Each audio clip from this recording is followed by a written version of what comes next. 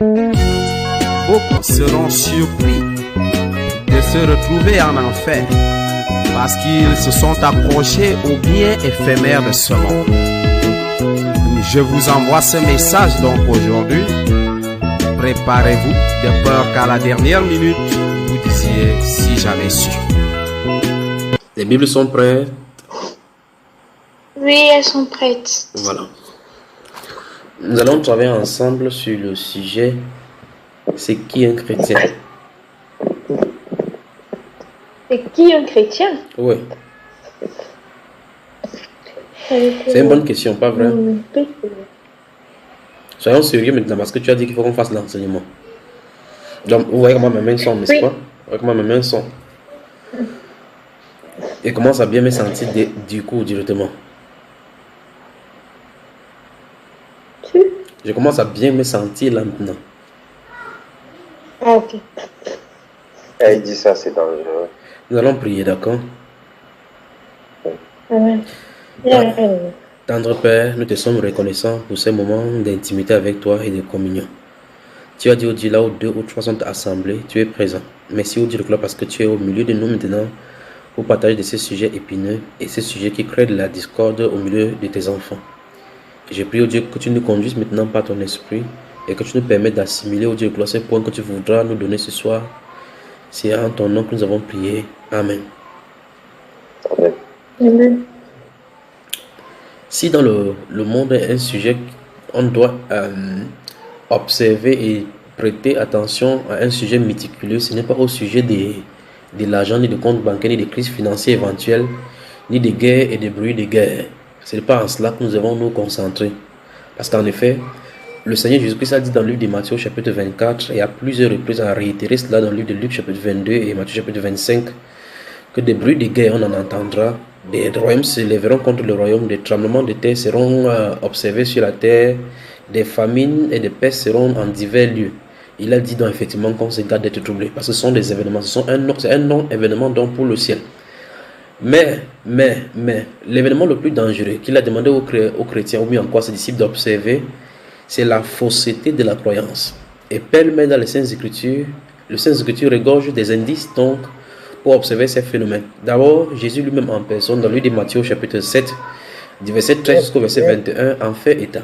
Lorsqu'il commence au chapitre 7, verset 13, il dit qu'on doit faire à autrui ce qu'on voudra qu'on nous fasse. Parce que ça, c'est la loi et les prophètes. En cela est accompli la loi et les prophètes, c'est-à-dire les commandements et tout ce dont les prédications des prophètes disaient dans la loi tourne autour de la bonne relation, le bon comportement entre l'homme et l'homme, et entre l'homme et son créateur. Par la suite, Jésus va dire effectivement qu'il y a 2 styles de voix.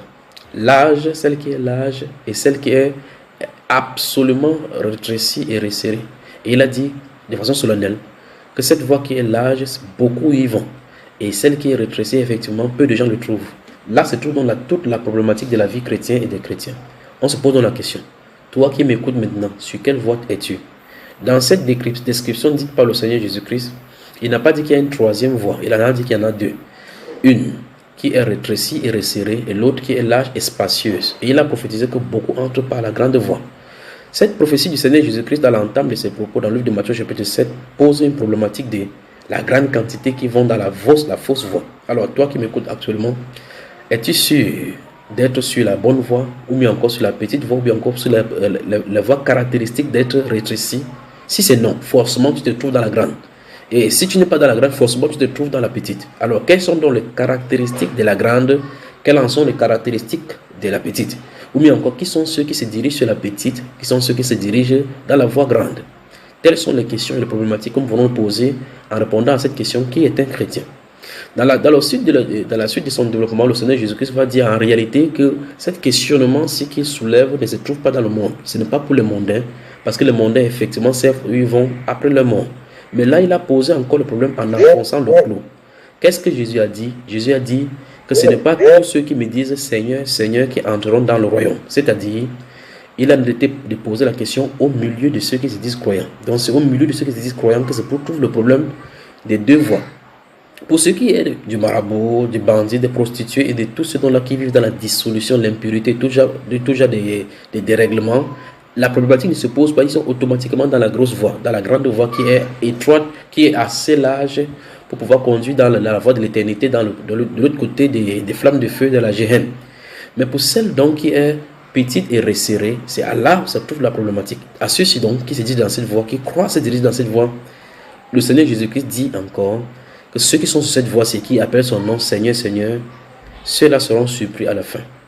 Parce qu'il va leur dire, éloignez-vous de moi, vous tous qui commettez l'iniquité. Et puis il va dire à ceux donc qui sont censés conduire les uns dans une autre voie, il va leur dire que beaucoup me diront en ces jours-là que n'avons-nous pas prophétisé en ton nom, n'avons-nous pas prêché en ton nom, n'avons-nous pas guéri en ton nom. Il leur dira, éloignez-vous de moi, vous qui commettez l'iniquité, je ne vous connais point. Donc il pose donc la question ici aux religieux. Alors, notre style de croyance, est-ce que c'est conforme aux Saintes Écritures ou mieux encore, quel devrait être le standard ou mieux encore l'alignement de notre foi? Quelle est la base? Ces questions nous permettront donc de poser la base et savoir exactement où on en est. Est-ce que nous sommes prêts donc au développement? Galates en la Bible nous le révèle aujourd'hui. Le jugement commencera dans l'église. A Jésus mengato pasteur, mengato prêtre, m'évêque, me dit à me woe, amba moni, de la sort. Mangalo mani asina mi kante bote mbamba foy, foy jani bot. Minga kante be philosophie, yemo milani, de la sort. Seigneur Jésus, moi j'étais ancien l'église.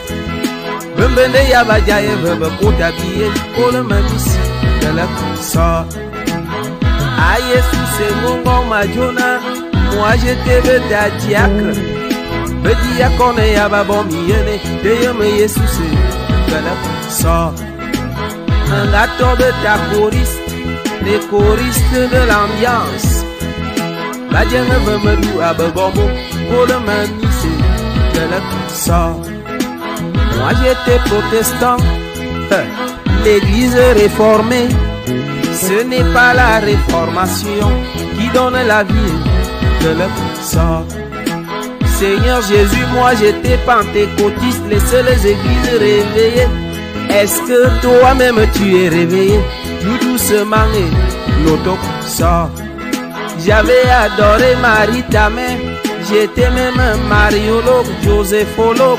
Il n'y a pas de audace dans mon royaume de le sort. Seigneur Jésus, en ton nom, j'ai chassé les démons.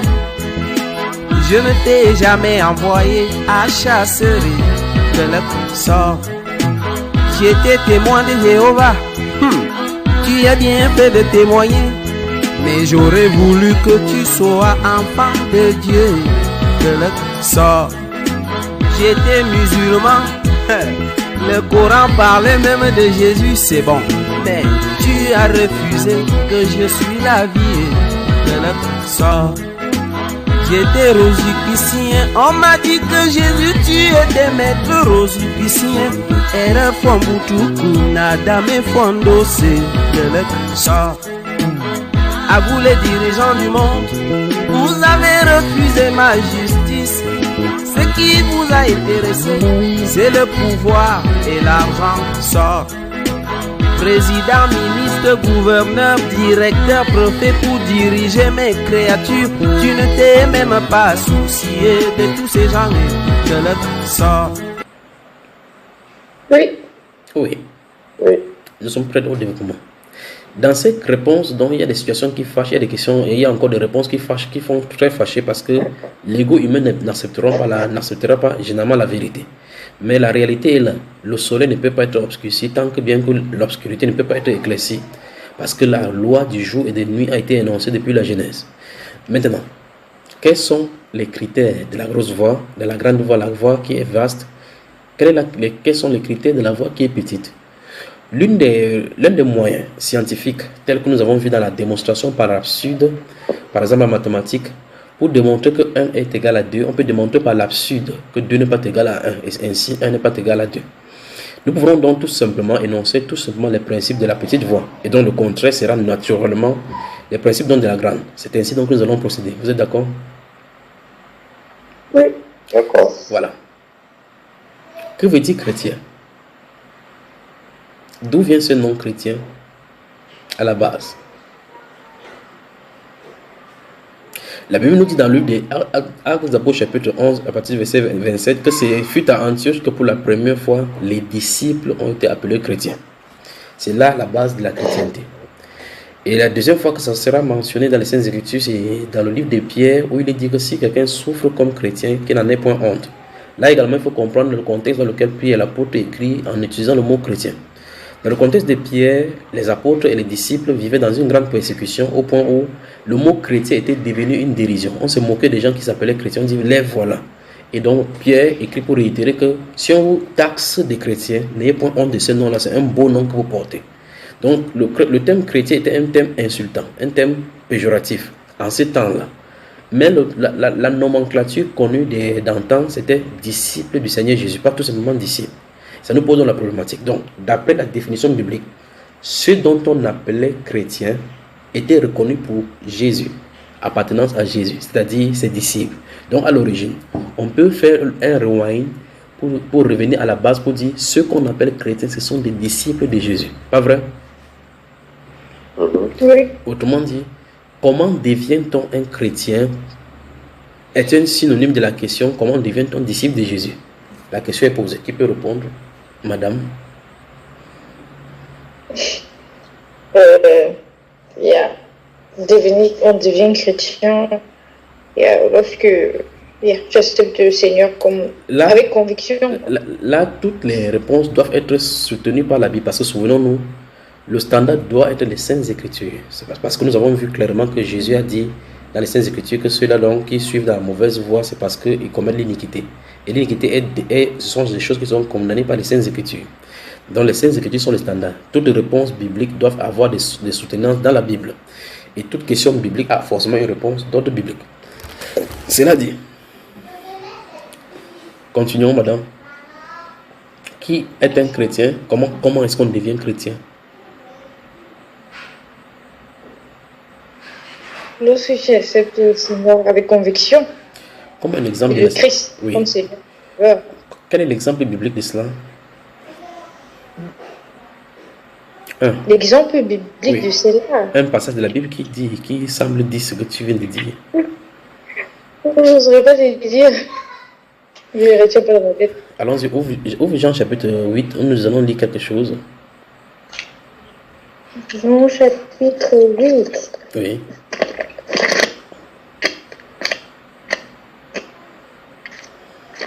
Jean le chapitre 8. Que la grâce et la paix de notre Seigneur te soient multipliées. Toi et toute ta postérité. Lisons à partir du verset. Tu veux lire le verset 30 et je te pose la question. On va y aller doucement. On y va? Verset 30. Verset 30, oui, d'abord. Comme Jésus parlait ainsi, plusieurs crurent en lui. Stop. Donc, d'après la définition que tu viens de donner, ceci était... D'après quoi? D'après la définition que tu as donnée tout à l'heure, ceux dont ceux qui ont cru en lui sont des...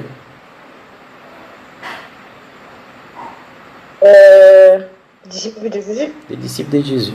Donc, parce que d'après la définition que tu as donnée, c'est qu'en réalité, comme il parlait ainsi, plusieurs crurent en lui. Et d'après ce que tu as dit, c'est qu'il faut croire en Jésus avec conviction. Parce que c'est la Bible qui rend le compte rendu qu'eux, ils ont cru à Jésus. Pas vrai?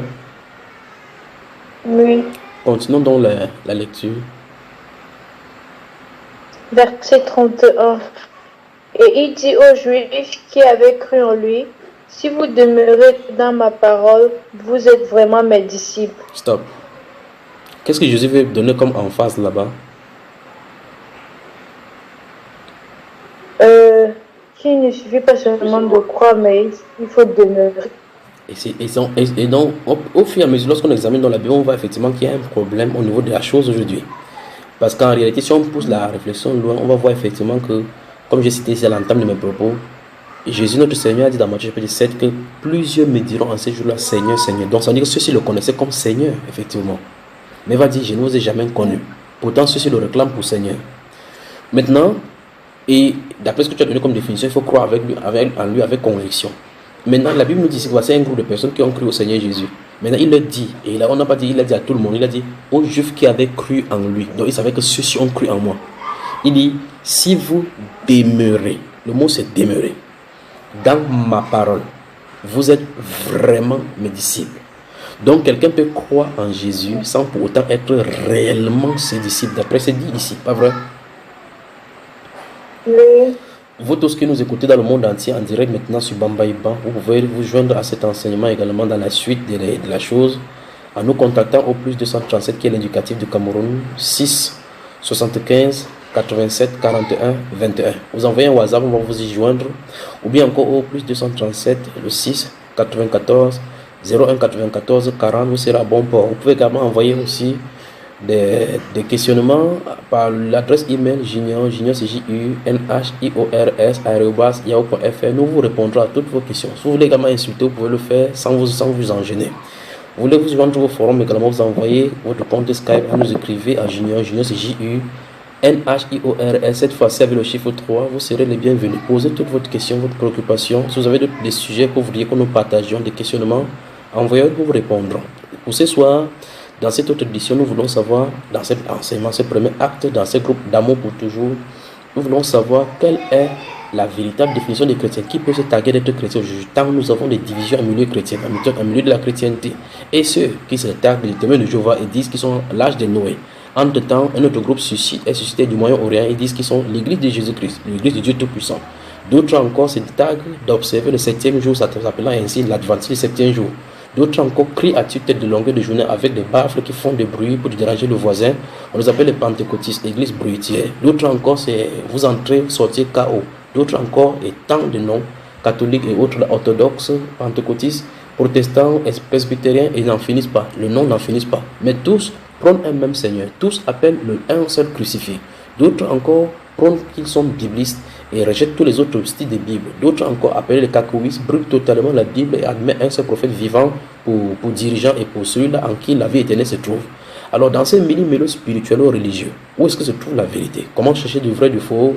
Dieu a-t-il laissé la terre abandonner les gens dans la dérision et dans cette cacophonie? Les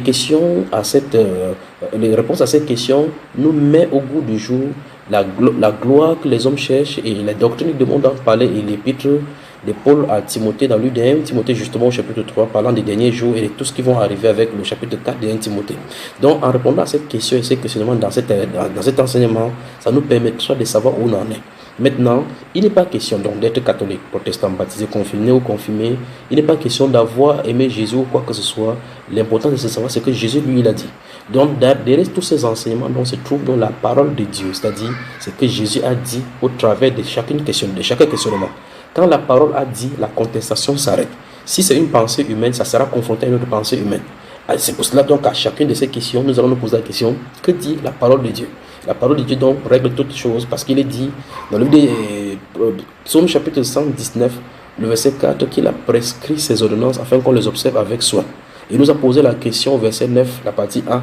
Il dit comment le jeune homme rendra-t-il pur son sentier? Et puis il répond toujours dans ces mêmes passages. Il dit c'est en se dirigeant d'après ta parole. La parole de Dieu donc de façon conforme là nous définit elle-même comme étant celle donc qui a été donnée pour guider les hommes. C'est pour ça qu'au verset 105, 115, il est dit que ta parole est une lampe à mes pieds, une lumière sur nos sentiers. Et au verset 89 de ce psaume 119, il est dit qu'à toujours cette parole-là donc est écrite et demeure dans le ciel. Elle ne doit pas être changée, elle ne doit pas être y ajoutée. Par conséquent, la parole est ferme, elle demeure pour toujours, elle a la dernière autorité. Par conséquent, donc, toutes nos pensées, toutes nos théologies, toute autre chose qu'on peut avoir doit s'y conformer. Et tout ce qui n'est pas en ligne droite avec cette parole doit être écarté. C'est en examinant de cette façon-ci, sans parti pris, sans dissuasion de tout autre groupe. Ça ne dépend pas du fait que tu es grandi dans un milieu, ni au moins si ton père pasteur ou bien que tu as grandi dans ce milieu-là, tu as été servant dans des maisons ou quoi que ce soit. Il est question de vérifier si la croyance est conforme aux Saintes Écritures.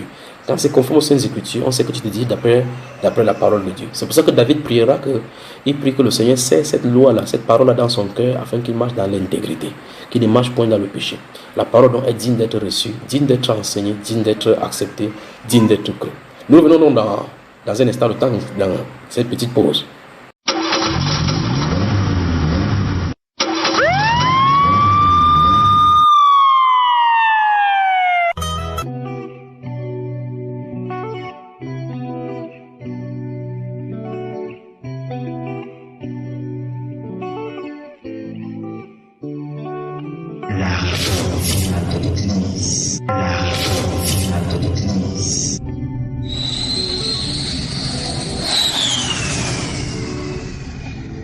Alors on se pose donc la question, l'histoire de l'Église.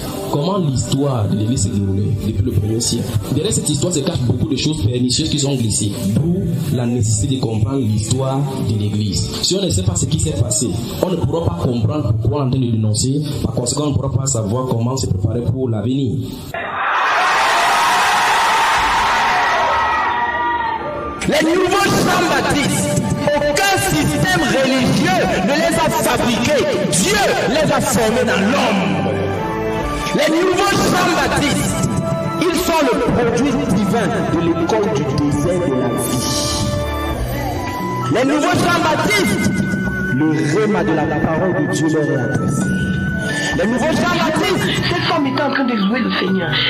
Elle dit, oui, vous louez le Seigneur, mais la façon dont vous vous habillez, Dieu n'aime pas. Dieu n'aime pas. Et ces autres sœurs, ne les écoutez pas. Elles louaient seulement le Seigneur, elles louaient seulement le Seigneur. Et les deux femmes disaient, oui, vous louez le Seigneur, mais la façon dont vous vous habillez, Dieu n'aime pas. Et les autres femmes ne les écoutaient pas, elles continuaient à louer le Seigneur. Tout ce que le Créateur a mis dans l'univers est parfait et n'a pas besoin d'être modifié. Tout ce que le Créateur a mis dans l'univers n'a pas besoin d'être modifié par quiconque. Et quiconque touche à ce qui a été mis de façon parfaite par le Créateur de l'univers touche à la souveraineté. Jésus lui dit, toi, tu es docteur des hommes d'Israël, tu ne connais pas ces choses. Il a dit à Jésus, tu es un docteur venu de Dieu. Parce que la doctrine de Jésus ne venait pas d'un homme, elle venait de Dieu. Donc, la cérémonie de consécration des hommes de Dieu, des serviteurs de Dieu que vous voyez là, c'est un héritage de l'église catholique romaine. Donc tu as quitté Babylone, tu es encore entré dans Babylone. La réforme finale de l'église. La réforme finale de l'église. La réforme finale de l'église. La réforme finale de l'église. Tu transformes ton ennemi en ami. Mes amis, il faudrait qu'on puisse s'engager à fond, car Jésus revient bientôt. Il viendra chercher une église sans tache ni rite. Es-tu prêt, mon ami? Es-tu prêt, mon ami? Car il viendra, il frappe à la porte de ton cœur. Si tu l'entends, ouvre la porte et il rentrera. Il va souper avec toi. Alléluia. Viens, oh Seigneur, Seigneur, viens en moi, viens en moi, viens en moi, viens en moi, Esprit, viens.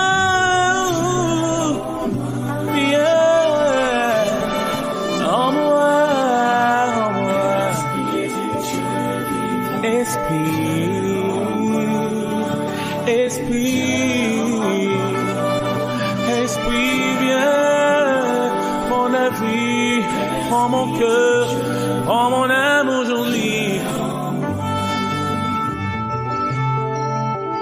La réforme finale de l'église. La réforme finale de l'église. La réforme finale de l'église. La réforme finale de l'église.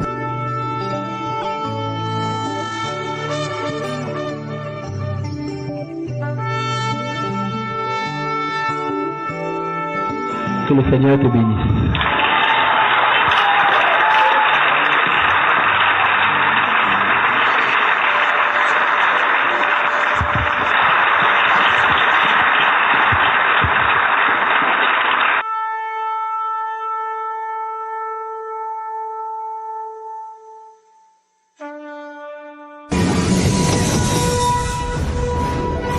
La réforme finale de l'église.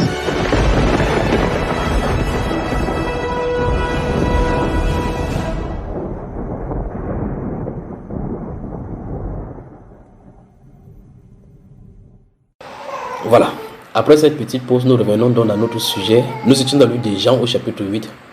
Et le verset 30 nous a dit, quand Jésus-Christ parlait aux Juifs qui étaient présents, plusieurs crurent en lui.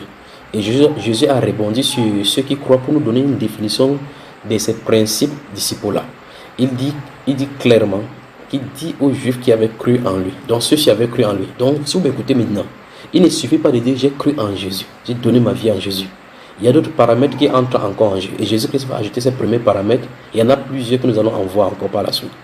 La Bible nous dit, Jésus a dit, ceux qui croient en lui si vous demeurez dans ma parole. Donc l'une des conditions d'appartenance à Jésus, non seulement c'est de croire, mais de demeurer. La question c'est, demeurer où? Il répond, dans ma parole. Où se trouve dans sa parole? C'est confidé dans les Saintes Écritures. Et comment y demeurer? Là c'est tout autre enseignement. Comment demeurer dans la parole? Comment savoir donc que je demeure dans la parole? Luc chapitre 6 nous dit quelque chose, avant qu'on revienne dans le livre de Jean chapitre 8.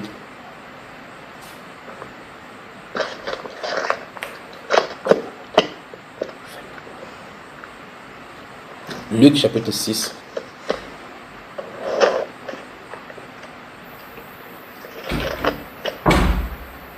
Luc, le chapitre 6, verset 46 à 49.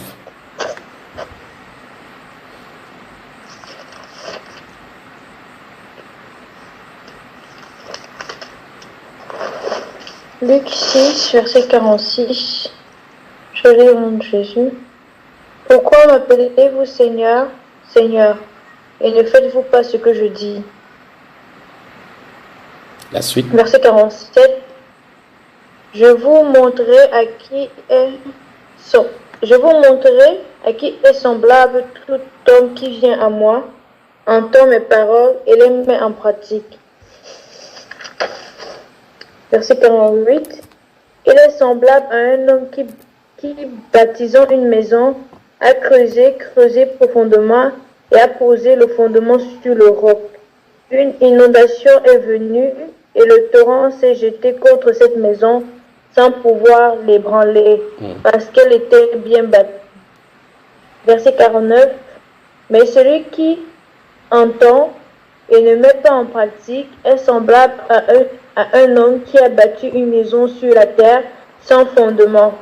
Le torrent s'est jeté contre elle. Aussitôt, elle est tombée et la ruine de cette maison a été grande. Voilà. Alors ici, Jésus nous parle encore de cette personnalité, de ces personnages-là qu'il appelle Seigneur, Seigneur. Il dit, je vais vous montrer quels sont les styles de personnes qu'on appelle Seigneur, Seigneur et qui vient à moi. Il donne la définition. Donc en réalité, toutes ces personnes qu'il appelle Jésus comme Seigneur doivent le prendre pour fondation. Ici, il dit, je vais vous montrer, il montre les deux groupes justement encore, les deux groupes dont nous parlions à l'introduction. Il dit, parmi ces deux groupes, il y a donc ceux qu'il appelle Seigneur, Seigneur, qui s'en vont, écoutent sa parole et ne font pas ce qu'il a dit. Ça veut dire que par définition, demeurer dans sa parole, c'est de regarder ce qu'il a prescrit.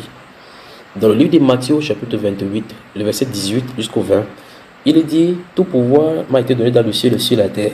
Allez et faites des nations les disciples, les baptisant au nom du Père, du Fils et du Saint-Esprit. Il dit, et enseignez-leur à observer tout ce que je vous ai prescrit.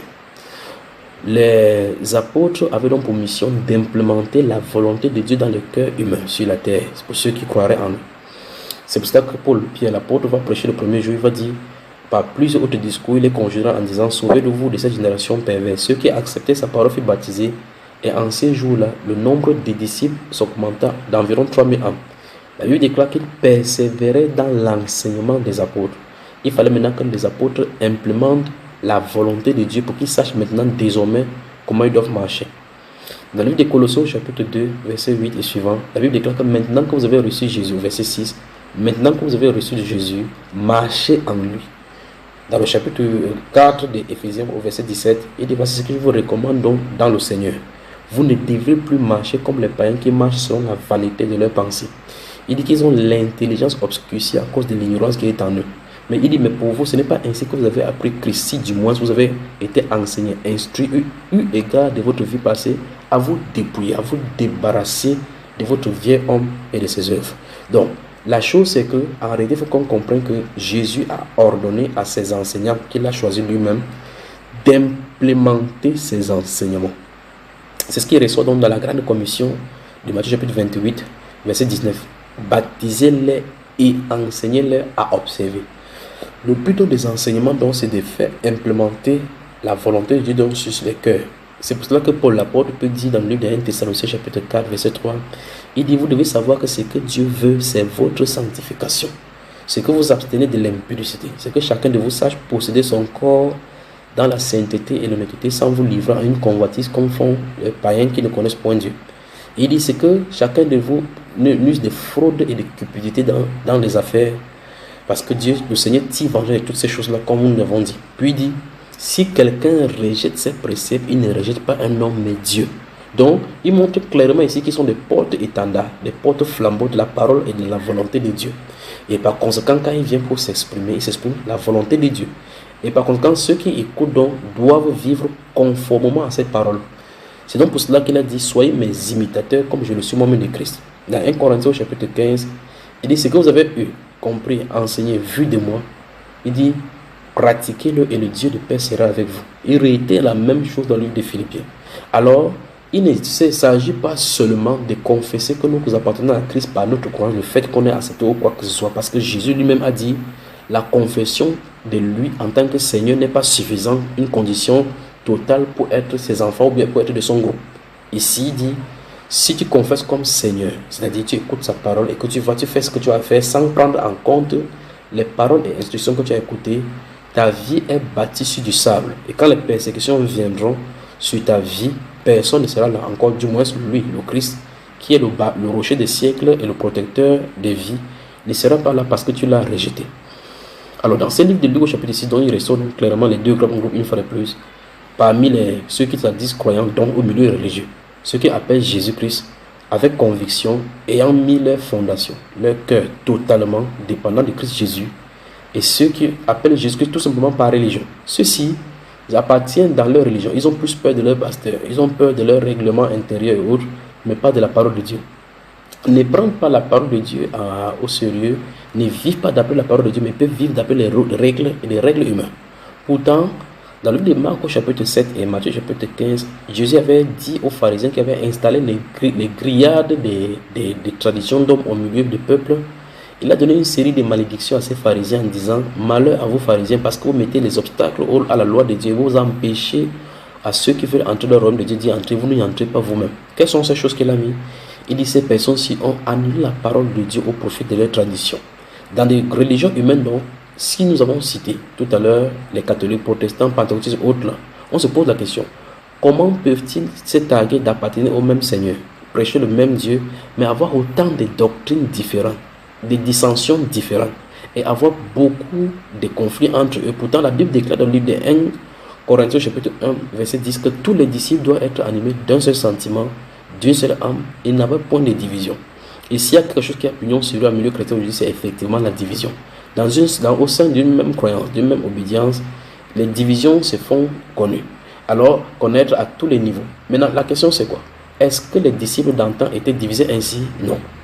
C'est exactement ce qui montre clairement qu'un autre esprit est en train de guider les religieux aujourd'hui. D'où la nécessité effectivement de poser la question, comment on devient chrétien? Ou quelles sont les règles bibliques, la nomenclature biblique pour être appelé chrétien? C'est ce que nous observons depuis le début. Cela dit, Jésus donc dit, et les disciples l'ont implémenté, qu'en réalité, toute personne qui confesse sa Seigneurie doit vivre d'après les règles établies par lui. Et j'ai réité encore ce qu'il a dit dans Matthieu chapitre 28, qui est le socle encore de ces choses. Enseignez-leur à observer tout ce que je vous ai prescrit. Et la question, toi qui te dis chrétien, est-ce que tu observes ce que Jésus-Christ a enseigné au travers de ses apôtres? Dans le livre d'Éphésiens chapitre 2, verset 20, il dit, vous avez été édifiés sur le fondement des apôtres et des prophètes, Jésus-Christ étant bien donc la pierre angulaire. Les apôtres donc ont enseigné sous l'implémentation du Saint-Esprit. La Bible déclare qu'ils ont prêché par l'évangile par le Saint-Esprit, et Éphésiens chapitre 1 nous dit le Saint-Esprit appuyant leur témoignage, par rapport à la parole qui prêchait, pour montrer clairement que la confession venait du ciel. Dieu a donc rendu témoignage à leur ministère en disant que c'est moi qui les a envoyés. Alors question, la doctrine que tu suis, toi qui m'écoutes maintenant, est-ce que c'est conforme aux enseignements apostoliques? Parce que c'est Jésus qui les a laissés en disant, enseignez-leur à observer ce que je vous ai prescrit. Un exemple palpable de ces choses-ci se trouve dans le livre de 1 Corinthiens chapitre 14, où beaucoup de désarroi se trouvent au milieu de l'église aujourd'hui. 1 Corinthiens chapitre 14 fait la régularisation non seulement des dons de langue, de prophétie au milieu de l'église, mais aussi comment les réunions devraient se passer au milieu de l'assemblée. Le verset 26 de 1 Corinthiens nous dit, que faire donc frères lorsque vous vous rassemblez? À cette question se trouve donc le remède des rassemblements au milieu chrétien. Il dit, quelqu'un parmi vous a-t-il un cantique, une langue, une interprétation, une prophétie, que tout se fasse en ordre? Mais à ces règles de l'écriture se trouvent aujourd'hui maintenant les man-made, que dis-je, les programmations humaines. C'est-à-dire, à un jour de culte, on saura qu'on entre à 10h, on a 2 heures de culte et on y rentre des heures plus tard. Pourtant, le Saint-Esprit réunit les gens et n'a pas d'heure d'arrêt. Le simple fait de programmer le culte d'une heure à une autre montre clairement que nous avons été induits en erreur et nous programmons Dieu dans notre laps de temps. C'est fatigant et c'est frappant en voyant que dans les Écritures, nulle part il n'y a de programmation de culte. C'est déjà frappant. Donc, à cette première réponse, ce sont des petites notes comme ça pour savoir si oui ou non, vous qui m'écoutez, êtes en train de suivre la voie de la chrétienté telle que nous avons dit, parce que nous avons vu que Jésus a demandé aux disciples d'enseigner à observer tout ce qu'il a prescrit. Et par la question du rassemblement, l'apôtre pose la question, que faire donc frère lorsque vous vous rassemblez? Alors, dans le rassemblement chrétien, voilà comment ça va se passer. La réponse est claire. Quelqu'un parmi vous a-t-il un cantique? Donc ça veut dire qu'il n'y a pas un spécialiste qui se réunit et que ce soit lui seul qui soit l'acteur majeur du début jusqu'à la fin. Non seulement cela, les choses ne sont pas programmées en avance, comme nous le verrons maintenant, où il y a un speakering qui prend le fiche, que c'est maintenant c'est le moment des offrandes, c'est le moment maintenant des cantiques, c'est le moment de telles choses. On ne programme pas Dieu encore moins le Saint-Esprit. Tous chantent, édifient et donnent sous l'inspiration de Dieu, chacun son tout selon qu'il a reçu le Saint-Esprit, du Saint-Esprit de donner. Le verset continue au verset 33 en disant, comme dans toutes les églises des saints. Par cette parole frappante, Dieu dit ainsi que toutes les églises des saints doivent suivre la même règle. Il dit que les femmes se taisent dans vos assemblées, car il ne leur est pas permis d'y parler. Il ne leur est pas permis d'y parler, mais qu'elles soient soumises, comme le dit aussi la loi. Il renvoie dans la Sainte Alliance pour dire ce qui vient de dire là est confirmé dans la loi. Mais curieusement, vous allez dans les Saintes Écritures, dans l'Ancienne Alliance, vous ne verrez nulle part où Dieu a dit à la femme de ne pas enseigner dans les Saintes Écritures. Qu'est-ce que l'apôtre veut dire donc, comme le dit aussi la loi? Il parle de la sacrifiture, parce que dans la sacrifiture, la femme ne se trouve nulle part mentionnée. Pourtant, le silence de Dieu est frappant. Jésus n'a jamais choisi des disciples femmes pour les envoyer 2 à 2 pour aller prêcher. C'est quand même curieux que dans tout ce qui s'est passé depuis l'Ancienne Alliance jusqu'au Nouveau Alliance, Jésus n'ait pas réformé la chose comme les gens disent aujourd'hui que Jésus est venu changer l'identité de la femme. Maintenant, d'autres encore énumèrent Galates chapitre 3, verset 28 en disant qu'il n'y a ni homme ni femme. Nous revenons dans quelques instants. Par la suite, d'autres encore disent que c'est la première personne qui a vu Jésus ressusciter, c'était une femme, c'est lui, que ce sont telles qu'elle a envoyé pour aller annoncer à ses frères qu'il est ressuscité. D'autres encore sortent de ces choses de Mathusalem en disant qu'en réalité, la femme samaritaine allait prêcher l'évangile. Nous allons y revenir. Mais l'écriture claire dit que voici ce qui se passe au milieu chrétien. Il dit, comme dans toutes les églises des saints. Donc si vous dites votre église est une église de saints, il dit que les femmes se taisent dans les assemblées comme il est, car il ne leur a pas permis d'y parler. Il dit, et il enfonce le clou en disant qu'il est malséant à une femme de parler dans l'église. Et puis il dit, est-ce de chez vous que la parole est venue, ou bien c'est jusqu'à chez vous qu'il est arrivé? Puis il dit, si quelqu'un se plaît à être, si quelqu'un dit qu'il est prophète ou inspiré, c'est-à-dire si quelqu'un dit qu'il a reçu son ministère du Seigneur, il dit qu'il reconnaisse que ce que je vous dis là est un commandement du Seigneur. C'est terrible et frappant. Alors la question, vous qui m'écoutez, est-ce qu'une femme est apôtresse chez vous, pastrice chez vous? Écoutez bien, même le mot, le féminin de ce mot-là vous fait flipper parce que vous savez que ça ne se trouve nulle part. Il n'y a pas d'apôtresse dans les Saintes Écritures, encore moins pastrice, encore moins évangéliste, femme, encore moins ancienne, ça ne se trouve pas. Mais curieusement, dans les églises humaines, nous voyons toutes ces choses aujourd'hui. Pêle-mêle maintenant, les prédicateurs nouvelles du 21e siècle sont appelés en couple. Quand le mari est pasteur, sa femme est pasteur, parce qu'il n'est pas là, sa femme qui prêche. Vous voyez dans les Saintes Écritures, Paul, Pierre principalement, Jacques, Jean, étaient mariés. La Bible déclare dans le livre de 1 Corinthiens chapitre 9, Paul disant, n'avons-nous pas le droit de mener une sœur qui soit notre femme comme le font les frères du Seigneur? Donc le petit frère du Seigneur Jésus-Christ était marié. Et comme Céphas, donc nous verrons dans les Saints Apôtres, dans les Saintes Écritures, que Pierre était marié, mais on ne fait mention de sa femme nulle part, encore moins son nom. Comme Pierre était la capitaine de l'église du Seigneur Jésus-Christ, on s'attendrait à ce que sa femme soit naturellement une grande capitaine pour faire perdre l'église du Seigneur également. Mais que non, le Saint-Esprit ne fonde pas l'église familiale. Ce n'est pas une succession à transmettre. Non. Le seul sacrifice de Jésus-Christ a mis en désarroi tous les principes de la sacrificature lévitique pour introduire le sacrifice de Melchisédek. Et la Bible déclare dans Hébreu que cette sacrificature-là n'est pas transmissible. On doit y être appelé comme le fut par dignité Aaron. Alors maintenant, d'où viennent donc ces différentes églises spontanées, des générations spontanées de lui pasteurs qui sautent comme des champignons aujourd'hui, où il y a papa pasteur, maman apôtresse, papa pasteur, ainsi de suite. Grave encore, d'autres encore, c'est elles qui fondent l'église et se marient pour prendre un mari pour lui demander d'être diacre. Nous avons d'efforts à faire. Mais Jésus a dit, pourquoi m'appelez-vous Seigneur, Seigneur, et ne faites-vous pas ce que j'ai dit? Et Paul l'apôtre dit, si quelqu'un croit être apôtre, prophète ou inspiré, qu'il reconnaisse que c'est un commandement du Seigneur. Et puis il dit, s'il l'ignore, qu'il l'ignore. La version Thomson de ce 1 Corinthiens 14, verset 37 qu'il vient de citer dit, s'il l'ignore, c'est qu'il a été ignoré de Dieu. C'est-à-dire, en clair, que c'est que Dieu ne le connaît pas. Alors, Jésus, le Seigneur qui a dit d'enseigner et d'observer, de mettre les fondations, ne pourra pas venir aujourd'hui contredire cette même fondation-là. Sinon, lui-même sera une transgression de la loi parce qu'il aurait dit quelque chose dès le départ et changé par la suite, sinon, ou encore contredit et donné libre cours à toute autre chose. Par exemple, aux visions mariales telles que les catholiques le disent, puisque c'est une vision aussi céleste. Pourtant, sa maman même qui pourrait se targuer d'avoir gardé son fils depuis 9 mois jusqu'à là, le faire grandir, pourrait targuer de prendre l'entreprise de son fils pour surveiller. Que non. La dernière mention de sa maman se trouve dans le livre des Actes des Apôtres, chapitre 1, verset 14, où elle a tenté le baptême du Saint-Esprit dans la chambre haute. Et le Saint-Esprit dit dans les Saintes Écritures que le Saint-Esprit, Marie a reçu le Saint-Esprit. Quand elle a reçu le Saint-Esprit, elle n'a pas réclamé le ministère de son fils, mais elle est restée à la place de la soumission. En fait, le Saint-Esprit les a fait disparaître de la circulation par un silence parlant.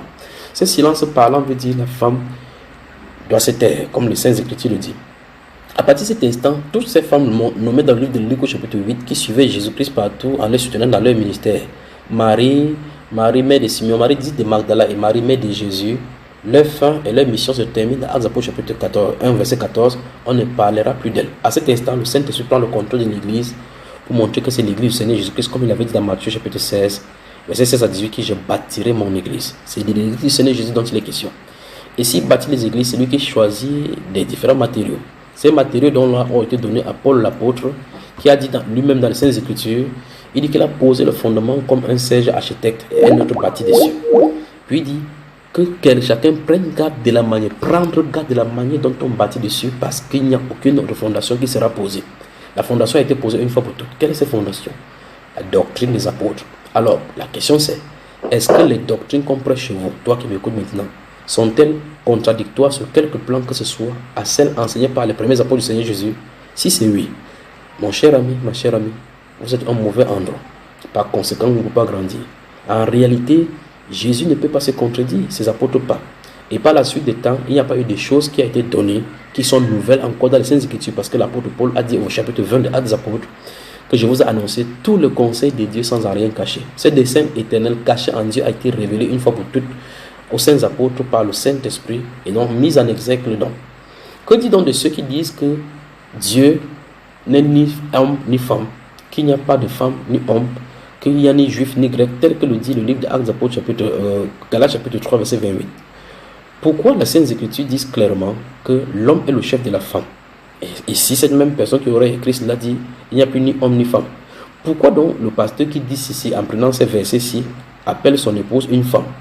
Pourquoi donc n'accepte-t-il pas prêter que sa fille qui est homosexuelle, qui est lesbienne, puisse épouser une femme? Pourquoi donc n'accepterait-il pas que les homosexuels viennent dans les Saintes Écritures, dans l'Assemblée, puisque s'il n'y a plus ni homme ni femme, quelqu'un peut alternativement épouser un homme et une femme, ou bien une femme et une femme? Alors dans ce cas, ça ne poserait pas de problème, puisqu'en réalité, il n'y a plus de différence.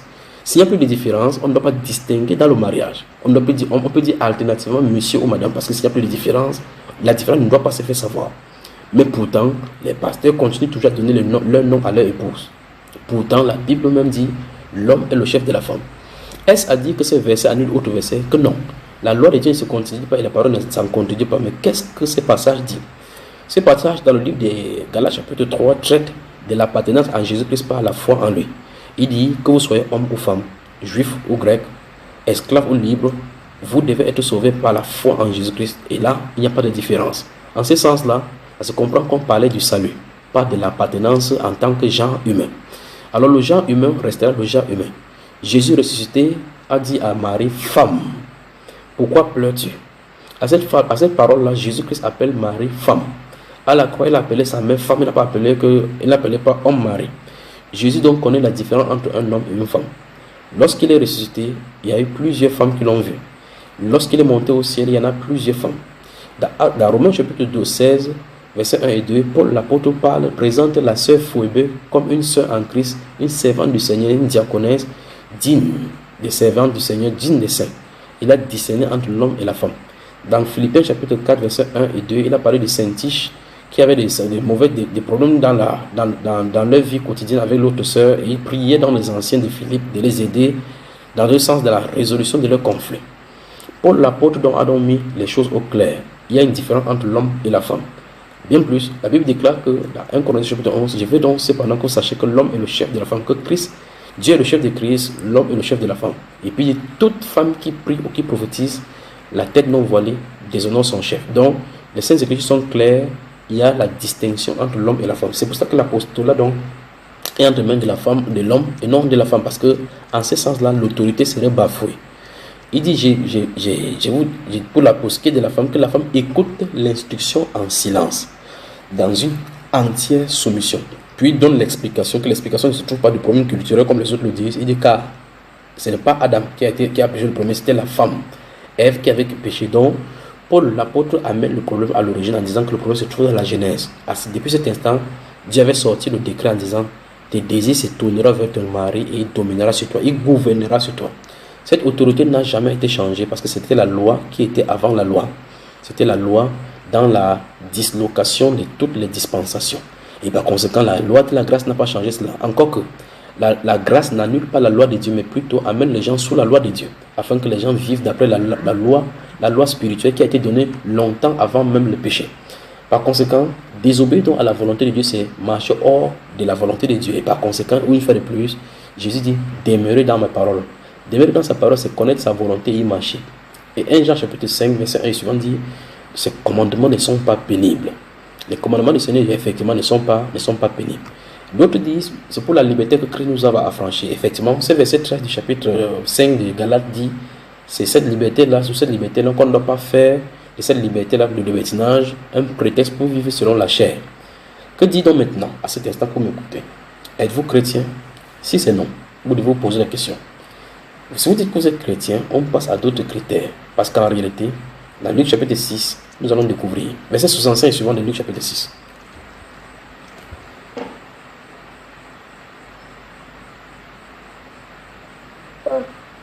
Je ne vais pas la question. Moi, je ne suis pas chrétien. Je ne sens pas du tout chrétien. Bon, avec tous les examens qu'on a fait, tu n'es plus chrétien, plus chrétien. Non. Pourquoi? Je fais travail, je ne suis pas chrétienne. Je suis perdue.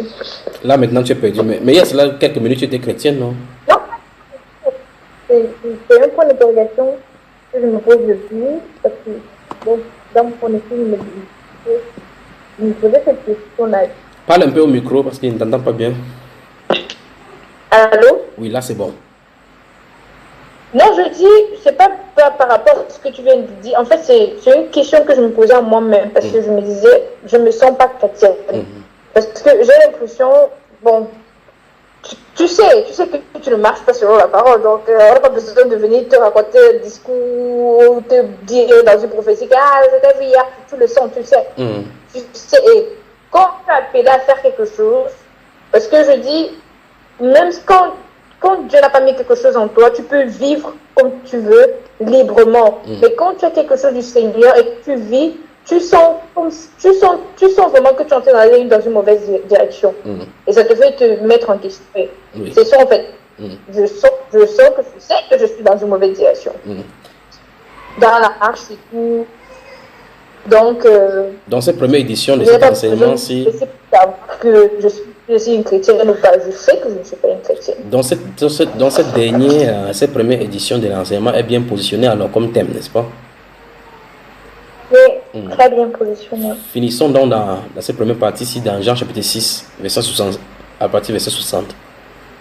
Jean chapitre 6. L'homme est parti, ou l'homme a fermé son micro pour dormir un peu ou bien pour manger. Non, je sais pas. Ça, c'est... Tu es en train de biaiser la situation. Tu as fermé ta vidéo pour qu'on ne te voit pas. Ou bien tu en étais christianisé, non. Tu en étais converti. Non. C'était déjà... Ah, c'est ouvert, hein? Sinon c'est chez moi qui a le problème. Alors, allons-y. Jean chapitre 6. Jean chapitre 6, donc, verset... Je le dis. Ça vous scandalise. Et si... Là, nous avons des interruptions. Nous avons les interruptions là. Recommençons parce qu'apparemment il y a une fuite de connexion, donc il y a sa chute de temps en temps. Recommençons verset 60 encore. Plusieurs de ses disciples, après l'avoir entendu dire, cette parole est dure, qui peut l'écouter? Jésus, sachant en lui-même que ses disciples murmuraient à ce sujet, leur dit, cela vous scandalise-t-il? Et si vous voyez le Fils de l'homme monter où il était auparavant? Voilà. Verset 63. Oui. C'est l'esprit qui vivifie. La chair ne sert de rien. Les paroles que je vous ai dites sont esprit et vie. Mais il est parmi vous quelqu'un qui ne croit pas. Car Jésus savait dès le commencement qui étaient ceux qui ne croyaient point. Oui. Quelques-uns, oui. Continue de toute façon. Accordé avec faute, pas avec fraude. Oui. Bon, je recommence. Mais il est parmi vous quelques-uns qui ne croient point. Car Jésus savait dès le commencement qui étaient ceux qui ne croyaient point et qui était celui qui le livrerait. Oui. Verset 65. Et il ajouta, c'est pourquoi je vous ai dit que nul ne peut venir à moi si cela ne lui a été donné par le Père.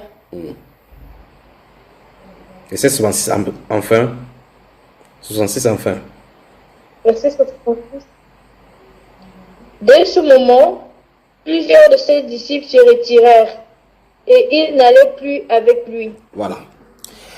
Fâcheux moment de dire la vérité. Nous avons vu comment Jésus a dit la vérité à ses disciples. Ça a créé le choc dans son groupe. Et le verset 66 du chapitre 6 de Landon, le verset 6.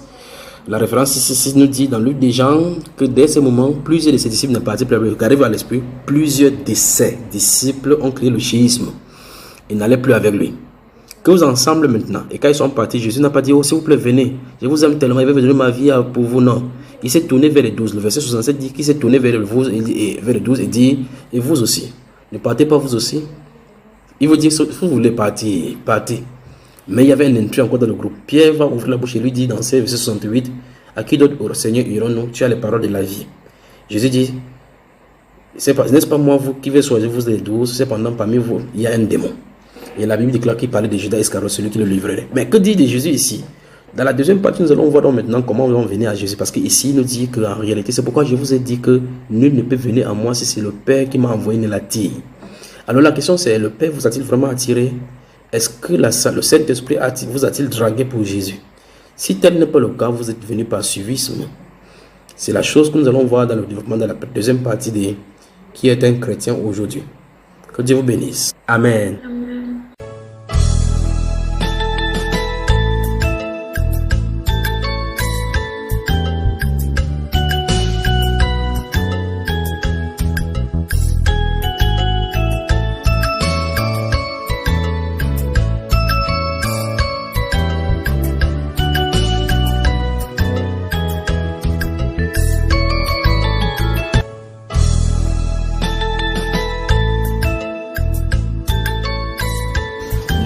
Frère. Tourne-toi, regarde ton voisin, dis je suis ton frère. Alléluia. Donc ici là, les titres là, ça tombe, d'accord? Nous rentrons dans la sainte parole de Dieu. Donc au fur et à mesure, pendant ces 5 jours, que nous allons essayer de déshabiller et dénoncer tout ce qui s'est passé. Le but de cette dénonciation, ce n'est pas pour dire que tel est faux, tel est ceci. C'est parce qu'en fait, nous avons hérité des systèmes. Nous avons hérité des choses il va falloir qu'on réexamine maintenant à la lumière de la parole de Dieu. C'est pour cela que j'invite chacun de nous de prier afin que le Seigneur nous donne un cœur disposé. Parce que c'est pour eux que ce que tu as toujours pris pour vrai, ça va être faux. Et c'est ça le problème maintenant. Amen. C'est-à-dire ce que tu as toujours considéré comme vrai. On va regarder à la lumière de la parole de Dieu cette fois-ci. Qu'est-ce que la Bible en dit?